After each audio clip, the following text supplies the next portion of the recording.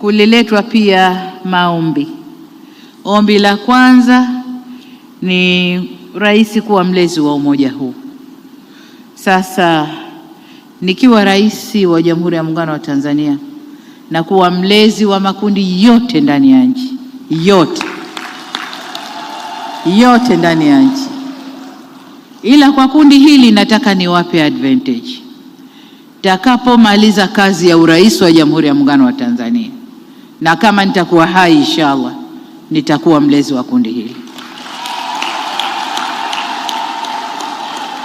Nitakuwa mlezi wako, lakini miaka 4 hii penye uhai na uzima, basi nisaidiwe hiyo kazi mpaka pale nitakapomaliza kazi hii, nitakuwa mlezi wa kundi hili.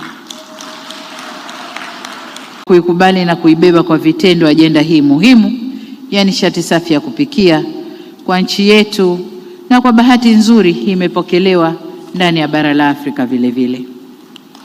Katika hatua nyingine, nawapongeza kwa kauli mbiu ya kongamano hili isemayo shiriki kulinda amani na mshikamano wa taifa.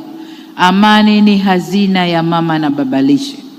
Lakini mimi nataka niseme amani ni hazina ya shughuli zetu za kiuchumi na kijamii. Bila amani hakuna kujenga uchumi, hakuna shughuli za kijamii.